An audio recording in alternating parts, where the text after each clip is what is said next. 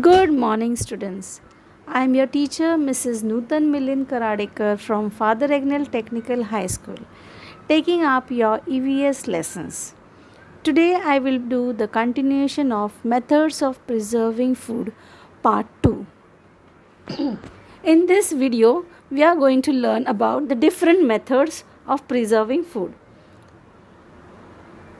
Let us move on to the next slide.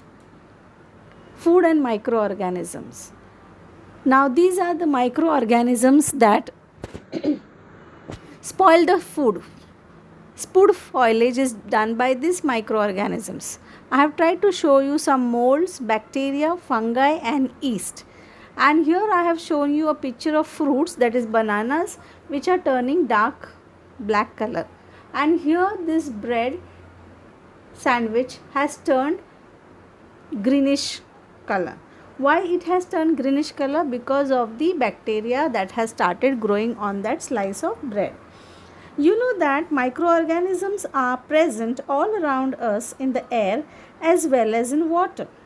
Usually air, moisture and warmth are available where food is kept. It means that it is always possible for microorganisms to grow rapidly in our food or spoil the food. We cannot see them, but if they begin to grow, our food gets spoiled. Such spoiled food can cause stomachache, diarrhea, vomiting, etc. The nutrition value of such food is also reduced. Sometimes it can even threaten our life. So we should avoid using this kind of food and see that food contamination is not happening in our homes. How to recognize now food contamination?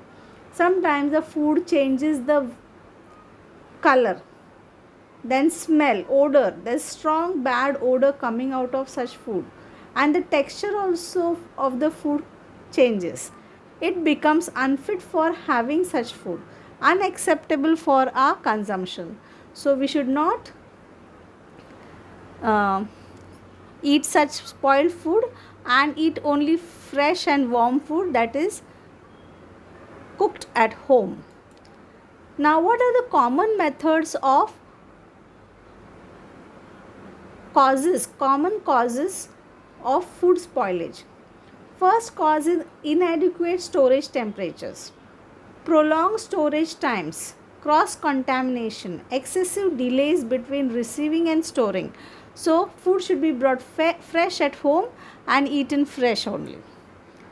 What are the methods of preserving food? First is drying, cooling, boiling, placing in airtight containers. This is discussed in the lesson. So, we will see one by one. Now, here I am trying to show you drying of food grains. And also I have tried to show you some food preservation methods which we have discussed in the earlier video. First is drying. Now you know why drying is important. Drying of food grains is a vital protective measure before storing them, as food grains contains lot of moisture, and for the safe storage this moisture content should be brought down. The harvested food grains are dried by spreading them over plastic sheets or on cemented floor. Sun-dried food grains are allowed to cool at room temperatures, and commercial machines like dryers are used for this purpose. Now in your textbook on page 66, they have shown you picture of papads, and I have also shown you in the earlier video kurdai and sandges, wheat, dals and some kind of pulses are dried before storing them. Here in this picture I have shown you drying of the fish, which is done near the seaside. In the coastal region where lot of fish is available, fish is salted first and then kept for drying. Then there is one more picture here, adding of sugar. Lot of sugar is added to the fruit juices and preservatives are added and jams are made. Then pickling, lot of salt is added and fruits are pickled. Then freezing, you have to freeze the green peas and other things so that they remain fresh for longer time. Now various preservatives are there. There are natural preservatives like salt, sugar, honey, And there are chemical preservatives also. Vinegar, which is used to preserve, it's an acidic liquid made from fermentation of ethanol alcohol. Any ingredient that has ethanol in it can be used to make vinegar. Anything can be pickled, vegetables, fruit, meat, etc., etc., can be pickled and kept for longer time.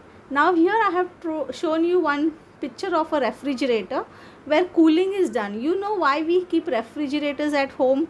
When foodstuffs are kept in refrigerator, they do not get the warmth needed for their growth. The microorganisms doesn't grow in such kind of such places, in cool places. That is why cooling is very important. Chilling, freezing, this is very important. We are keeping the jam bottles, fruits, cut fruits, and then vegetables are also stored in the fridge. Now let us move on to the next slide where boiling is explained. Now how boiling is done. On a gas stove, we are boiling water. Why do we boil water? Because after cooling we have to consume this water. During rainy season, lot of microorganism, bacteria is found in the tap water. So it is not safe to drink the tap water directly unless you boil it. If you boil it for few 10-15 minutes and cool it down, then the water becomes germ free and you can drink such water. If you drink contaminated water, you face problems. Yes. Then this is curry shown here. Curries also should be consumed after boiling it. And milk also, when it comes in the morning, your mama boils the milk from time to time during the day so that she can use the milk for the full day. Yes, all this method of boiling is very important, which destroys the microorganisms in the food. The next slide is placing in airtight containers. Now what is this placing in airtight containers? When your food is preserved in airtight containers, the microorganisms are first destroyed and it is ensured that water or air will not enter the foodstuffs. Now see here, glass jars are shown and different kinds of chilies and vegetables which is salted is preserved in this form.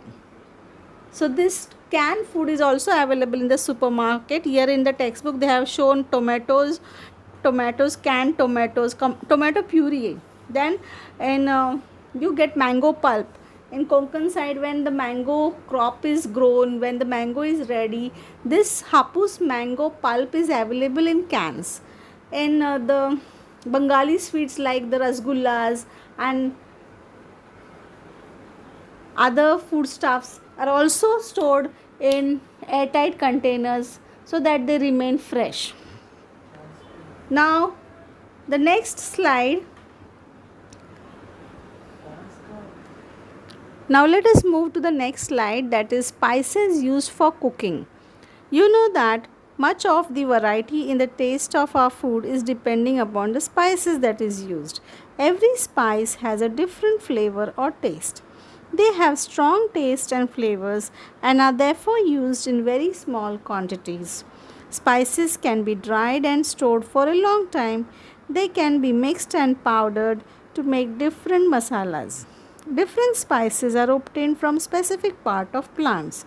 In the textbook also they have shown you different spices. Here I have tried to show you the different spices which is used in the Indian cooking. We have cinnamon, green cardamom, cloves, cumin seeds, mustard seeds, black peppercorns, chilies, bay leaf, coriander, ginger and turmeric. These are the commonly used spices in the Indian cooking. Some part of the tree, like the bark of the tree, is the cinnamon.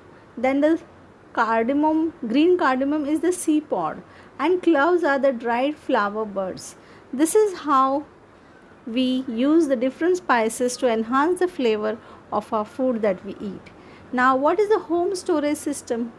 In the home storage system we are storing cloves, we are storing that dalchini, then we are storing limes and oranges. Sometimes we make juices and keep in our homes. kairi panha is made from that raw mangoes. And from the ginger, we add ginger to different teas so that we can make the medicinal tea, which is a remedy for cold and cough. Now, what we have learned from this lesson? We have to remember that when we are buying food for our family, we have to check the boxes and the bags in which the expiry date is printed. We have to buy foodstuff and eat it as they are fresh and see that it is used in 6 months from the date of manufacturing. What we have learned from this video, from this lesson, we have learned that if pickles, jams and papads etc. are made in the right season, they can be enjoyed for the whole year. Especially we make it in summer season so that we can use drying method for drying the papads, and we can use that drying method to dry the pieces of mangoes, raw mangoes you can say, or some vegetables also can be pickled and kept. If air, water and warmth are available, microorganisms grow rapidly in the foodstuff.